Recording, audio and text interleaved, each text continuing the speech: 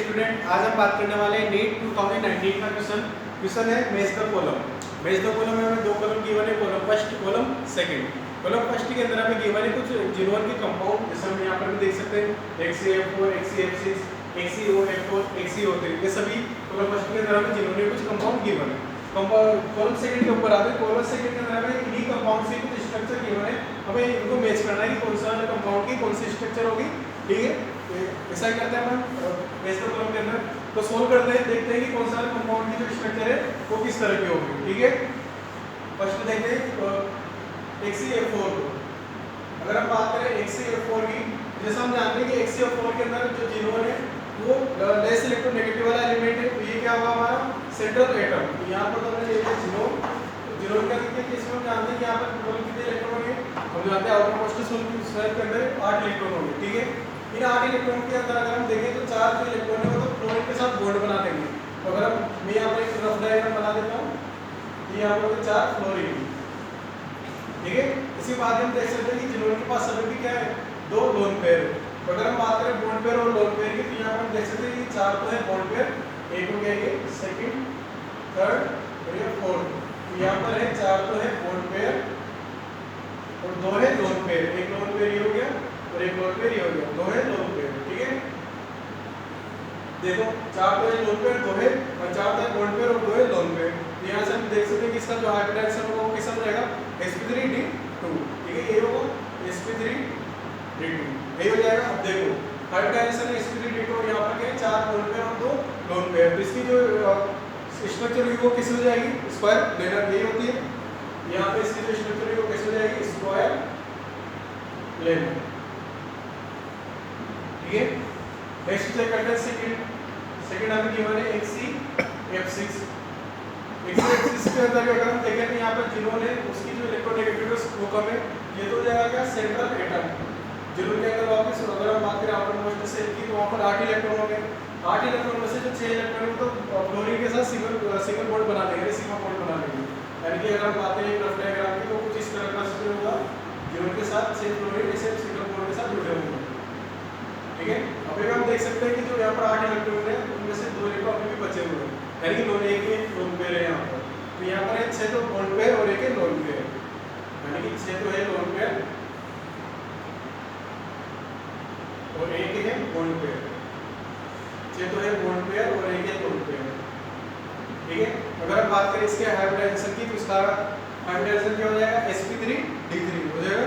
7 है मतलब टोटल तो sp3d3, तो 7 ऑर्बिटल पार्टिसिपेट करेंगे। ठीक है, अब देखो यहाँ पर अगर हम बात करें किसकी, अगर यहाँ पर होता है 7 ओनली 7 बॉन्ड पेयर होते तब कौन सी इसकी स्ट्रक्चर हो जाती, तब इसको बोलते हैं बाइपिरामिडल पेंटागोनल बाइपिरामिडल। अभी हम देखो 6 तो है बॉन्ड पेयर और एक है लोन पेयर, तो इसकी जो अब स्ट्रक्चर होगी वो कैसे हो जाएगी, डिस्टोर्टेड ऑक्टाहेड्रल हो जाएगी। ऑक्टाहेड्रल कैसे हमने देखा था, वो 6 बॉन्ड पेयर होते, लोन पेयर एक प्रेजेंट नहीं होता। ठीक है, तो अब इसकी एक लोन पेयर प्रेजेंट, इस वजह से इसकी जो स्ट्रक्चर होगी वो कैसे हो जाएगी, डिस्टोर्टेड ऑक्टाहेड्रल, यानी विकृत और अष्टफल की। इस यहाँ पे इसकी जो स्ट्रक्चर होगी वो कैसे हो जाएगी, डिस्टोर्टेड ऑक्टाहेड्रल। ठीक है, नेक्स्ट टॉपिक चेक करते हैं ऑप्शन सी के अंदर हमें गिवन है XCOF4। यहाँ पर अगर हम इन तीनों एलिमेंट को देखें तो यहाँ पर भी जिनोन ही है ऐसा एलिमेंट जिसकी जो इलेक्ट्रोनेगेटिविटी है सबसे कम है। तो यहाँ पर जो हमारा सेंट्रल एटम होगा जिनोन, जिनोन के केस में हम जानते हैं कि इसका जो आउटर मोस्ट शेल होगा उसके अंदर कितने इलेक्ट्रॉन होंगे, 8 इलेक्ट्रॉन।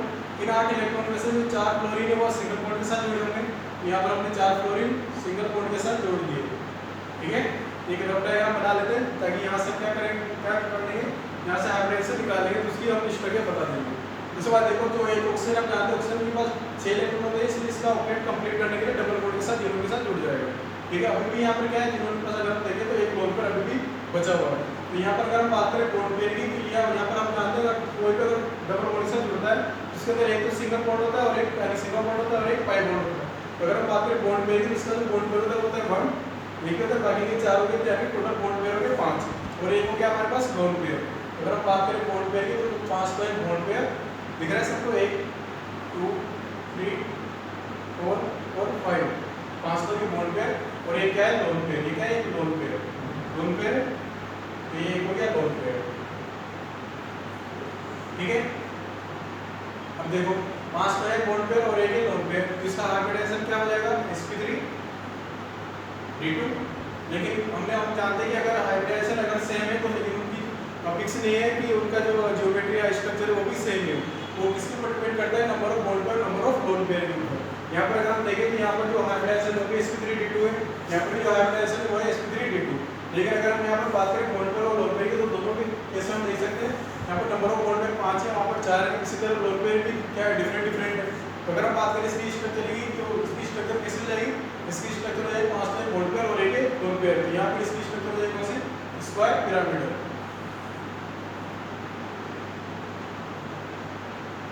ठीक है, हम ड्रॉ भी कर सकते हैं अगर हम बात करें स्क्वायर पिरामिडल की। ठीक है, जैसे हम क्लास नोट्स में भी बात कर चुके हैं। नेक्स्ट लास्ट ऑप्शन चेक करते हैं, लास्ट ऑप्शन है हमारे पास XeO3 जीनोन ट्राइऑक्साइड।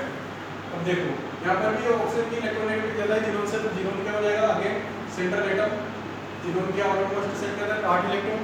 यहाँ पर देखो 3 ऑक्सीजन है, तो 3 ऑक्सीजन किस कौन से बॉन्ड के साथ जुड़ेंगे, डबल बॉन्ड के साथ जुड़ेंगे। यहाँ पर हमने 2 इलेक्ट्रॉन किसके साथ शेयर कर दिए, ऑक्सीजन के साथ। ठीक है, अब देखो यहाँ पर अभी भी क्या है 6 इलेक्ट्रॉन तो ऑक्सीजन के साथ बॉन्ड हो गए, लेकिन 2 इलेक्ट्रॉन बचे हुए हैं, यानी कि एक लोन पेयर अभी भी बचा हुआ है। एक डबल बॉन्ड के अंदर जाते हैं, एक तो होता है बॉन्ड पेयर से यहाँ पे दो bond pair 3 bond pair, total number of bond pair में 3, और एक क्या हो गया लोन पेयर, दोनों एक लोन पेयर। तो अगर हम यहाँ पर बात करें हाइब्रिडाइजेशन की, यहाँ पर है 3 तो है बॉन्ड पेयर और एक है लोन पेयर। ठीक है, तो हाइब्रिडाइजेशन कौन सा हो जाएगा sp3 सिंपल, जैसे हमने देखा था अमोनिया के अंदर प्रॉपर्टी क्या था, नाइट्रोजन के पास 3 तो बॉन्ड पेयर थे और एक लोन पेयर था। यहाँ पे इसका हाइब्रिडाइजेशन क्या हो गया sp3। तो अब इसकी स्ट्रक्चर कैसे हो जाएगी, हम जानते हैं अगर CH पर मीथेन होता इसके अंदर 4 ही बॉन्ड पेयर होते हैं, तो उस केस में इसके स्ट्रक्चर जो कौन से होते हैं टेट्राहेड्रल। लेकिन यहाँ पर क्या है एक लोन पेयर प्रेजेंट होने की वजह से इसकी जो स्ट्रक्चर है वो कैसे हो जाएगी पिरामिडल। ठीक है, यहाँ से हम हो सकते हैं इसकी जो स्ट्रक्चर होगी वो कैसे हो जाएगी पिरामिडल। ठीक है, अभी बेस द कॉलम कर लेंगे क्वेश्चन का, तो आ रहा है हमारा आंसर स्क्वायर प्लेनर। इसी तरह इसका डिस्टोर्टेड ऑक्टाहेड्रल, यानी कि ये तो मैच कर रहा है किससे, सेकंड वाले से, ये मैच कर रहा है किससे, थर्ड वाले से, ये मैच कर रहा है किससे, फोर्थ वाले से, स्क्वायर पिरामिडल। तो लास्ट वाला जो डी ऑप्शन है XeO3 जीनोन ट्राइऑक्साइड किससे मैच कर रहा है, क्वेश्चन। तो जिस ऑप्शन में ये करेक्ट मैच हो रहा होगा वही क्या हो जाएगा हमारा करेक्ट आंसर। Thank you.